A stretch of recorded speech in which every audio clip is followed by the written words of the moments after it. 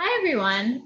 My name is Stephanie Miodus. I'm a third-year PhD student in school psychology at Temple University, and today I will be presenting with Stephanie Joseph and Dr. Frank Farley on reimagining school psychology through technology.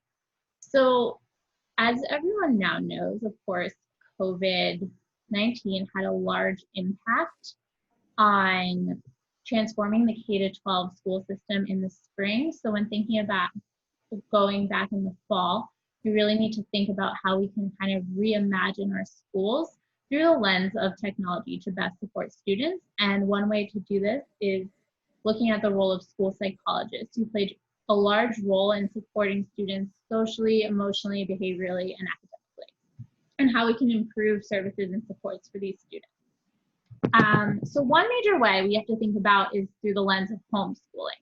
So there's kind of two main factors when thinking about homeschooling and different paths for this. So one path is some parents are just really worried that the school systems are reopening and they're pulling their students out of the school and back and actually fully homeschooling them for the first time, and how we can support these students. And the other is parents supporting an online or a hybrid model of their students who are still connected to the school system, but they're going to be doing it mainly online from home, and how to support these parents. But how do school psychologists help these families, these students, when they're mostly used to seeing the students every day in the halls and supporting these students and parents really in person? So through the homeschool system, you have to think about outreach is a major issue, and how can they do that? So school psychologists can partner with online homeschooling groups. They can create fun videos for families, social emotional learning through things like YouTube, and even for students thinking about TikTok, things like meditation, anger management, through fun videos that will connect with students, and really focusing on facilitating social connections online for students. Also really thinking about parent consultation over video conference to help with different behaviors, and using, there even has been technology looking at robot use. So you can have a robot going around with a student to help with behaviors and have the school psychologist on the video, which is a really, really cool form of consultation, because you're really there up close in person, and you can't have the student running away from the screen, which can become a real issue. And then there's also, of course, an added benefit for students with disabilities when you're looking at online services, which is a really cool area to explore. So personally, I've been doing telehealth with different students in schools who have speech impairments. So using the chat feature has been really beneficial in this way. And thinking about when creating videos to have transcription for students who are deaf and different things like that. So really reimagining how we can better create resources for all students through this new online and technological environment that we are in is really beneficial. And now Stephanie Joseph will take it away with other forms of learning for COVID. Thank you, Stephanie. My name is Stephanie Joseph. I am also a third-year doctoral student in school psychology at Temple University. And right now, as we're working towards or moving towards the upcoming academic year, we are still in a period of transition. So there are some schools or some districts that have committed to reopening, and others who are currently in the process of figuring things out. So for the schools that are reopening, our roles as and responsibilities as school psychologists to our students and their families are more important than ever. So what does this mean exactly? So this is looking for opportunities within the crisis, however unconventional they are. So that's continuing to prioritize the well-being of students and their families. So whether it's at a safe distance, meeting with students one-on-one, or like Steph said, using video chat services. The goal is to make sure that students feel heard, feel safe, and make sure that their most basic needs are met. And then, of course, being open and flexible to the needs and the demands of your students. Next. So in thinking about social social and emotional support. So this means, again, being available to talk and listen to your students. This is discussing and also contextualizing what they see in the media. So this could be bringing in a quick YouTube video and having you and the student engaging in that video, with that video, excuse me, and kind of like breaking it down and asking them and challenging them to think about, okay, what does this mean for you as a student? What does it mean for you as a family, and so on and so forth.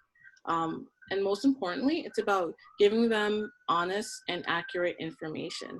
So what does this mean? This means you can print out your information, or you can send parents emails, or you can also collaborate with teachers and administrators to ensure that, one, that everyone is on the same page, that parents feel heard, that their feelings feel validated, and that the students understand that while they're in school, they're still in a safe and secure environment. And also, it's recommended to kind of be present and in the moment and work with one's students to do so. So this goes back to our role of collaborators, connecting with parents, connecting with teachers to ensure that, one, the priorities of the students and making sure that their well-being, their needs are met, but also letting them know that, you know what, yes, we are in difficult times right now. However, this does not mean that we cannot establish a sense of normalcy. Next. So the normal that we once knew, unfortunately, no longer exists. So that means being able to test in close quarters. Well, that's not going to be feasible anymore. So that's kind of reimagining and also adapting to a new system. Right now, we don't know what that system will look like. We can only hope that by September, maybe even October, that we have a system in place where we as school psychologists can continue to evaluate students. But right now, a lot of things are still up in the air. So as we kind of move forward, we as school psychologists in our larger roles, we have to think of new ways of conducting assessments, new ways of connecting and collaborating with students. So yes, that is pulling in video chat services like Zoom, like Google Classroom, or even incorporating YouTube videos and or like other meditation apps or resources to help students feel kind of safe and secure in their environment, and then also being an extension to parents to ensure that the school is still safe and that they see you as an ally, and that they themselves can continue to parent their children, and if need be can always see the school as a resource. Yes. And now we're going to pass it on to Frank, Dr. Frank Farley, who's going to wrap up the last bit for us. Thank you, Steph. My name is Frank Farley. I'm the Carnell Professor of Psychological Studies in Education at Temple University. I would like to point out that the two Stephanies also are co-chairs of the Student Committee for APA Division 46. And of course, Division 46 is well known to the Fielding Graduate University. It's the Society for the Study, Society for Media Psychology and Technology. Well, my brief comments will really touch on a couple of points. If you took a look at photographs of classrooms 120 years ago, they look astoundingly similar to contemporary classrooms. You know, there's a teacher standing in front of the students and talking. The students are sitting at desks. There's stuff put up around the wall of the classroom. The teacher might be using a blackboard. Today it might be a whiteboard or other technologies, but it's astounding how similar it looks. In that same 100-year period, we've created flight. We've been to the moon. We can throw our voice across the universe, basically. We have tiny handheld devices we can speak into those and speak to people all around the world, and it goes on and on. And yet the little red schoolhouse has simply been transformed into the big brown school building. So maybe this pandemic, one positive fallout of it might be because of the strong emphasis on technology. Maybe it will shake up the world of education and bring it into the 21st century, into the digital age. And so I'm sort of looking forward to that. I hope that might be a consequence of the pandemic. That is, it's like we're running an experiment. How well will it work that kids are doing a lot of their learning at home? A lot of the learning is done through technology. And to me, that's the wave of the future. And maybe we should view this as a kind of a pilot study going forward. The other point that does bother me a great deal, and I'll just touch on it, is what I call the fourth R. And so through the history of education, we have the three R's: reading, writing, arithmetic. And the fourth R is risk.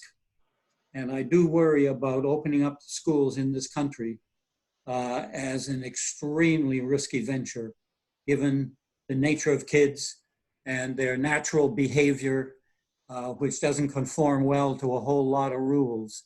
And I think we could be placing a lot of people, and a lot of innocent people, in harm's way. So I'll conclude with those comments, and thank you very much.